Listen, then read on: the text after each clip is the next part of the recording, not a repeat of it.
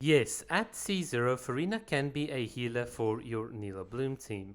So today's video is really all about stress testing Furina's kit and seeing how far we can take her healing ability in a Nilou team, because, well, if you think about it, it actually kind of works out in an interesting way. You are periodically taking damage, and with Furina's fanfare stacks, you obviously gain more stacks as you lose health, but because you're also actively healing your party members, well, you gain more fanfare stacks, which converts to more healing bonus, etc, etc. So from a theoretical perspective, this is really quite interesting.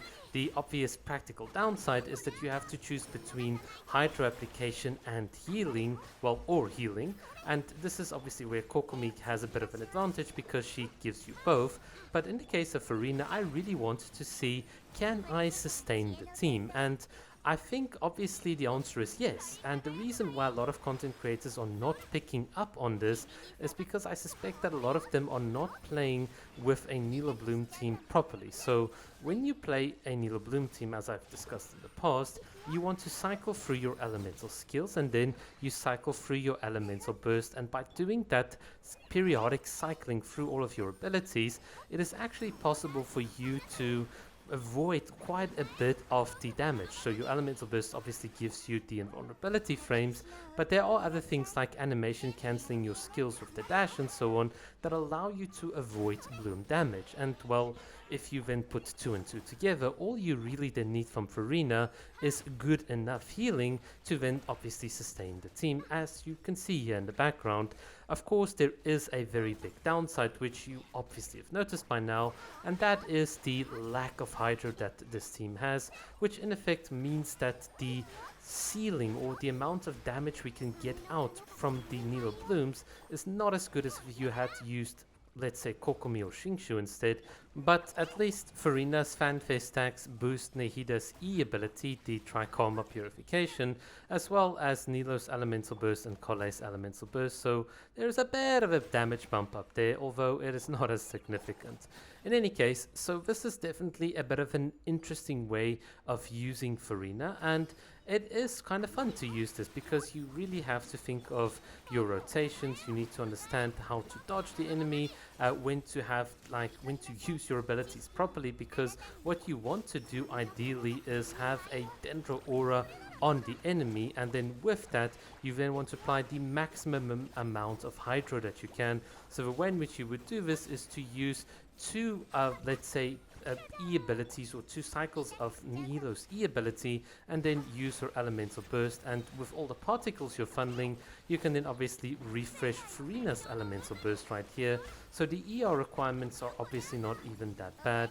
It's just all about really getting the balance, reading what the enemies are going to do, and then obviously just try your best to not die, because, well, even though the bloom damage itself is not killing you, the enemies can certainly hit like very hard.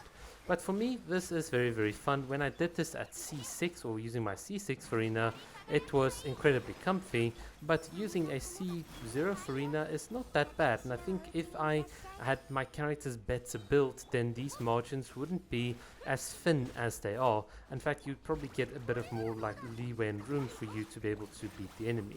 In any case, the solo target damage is not that good, as you can see in the background. We're still reasonably within 1 minute and 30 to beat the floor, so I don't think it's FTP unreasonable. You can still beat the Spiral Abyss, but Nilou teams are obviously much better in AoE than single target, and if you want to do the single target, then something like a Yelan would be really good, or if you really understand the Dendro Aura application, like Kokomi herself, just the classic Nilou, Kokomi, Kolei, and Nehida will be also really good in the solo case. In any case, so with all of that being said, here is the final enemy, and this is all once again about using those abilities. So this is what we talked about earlier. You want to layer as much of your Hydro whilst keeping that Dendro aura on the enemy, and that just allows you to do a ton of Nilou bloom damage. And in the background, we're just still healing up everyone on the team. When the enemy uses his ground pound attack, we use our elemental burst to avoid it, or we just jump into the air, or we just jump into the air for the fun of it because, well, I thought it'd be quite fun to do so. Sometimes sometimes you get bored of these power bursts doing the same thing over and over, so do excuse me for actually having fun. But yeah, this is just how you would play with this team. There's a bit of like considerations, but it really is fun. And I think for me, the challenge for running a team like this is knowing when to switch between Furina's different Archy states, or like different summon states. When do you want the Hydra application from the minions, and when you want to go back to the healer. I think that is something that still requires a lot of experimentation to work out, but nonetheless, this was an absolute fun run, and I hope you guys have enjoyed it as well. It may not be optimal, but it does show you a different way of playing with Furina. Thanks for watching.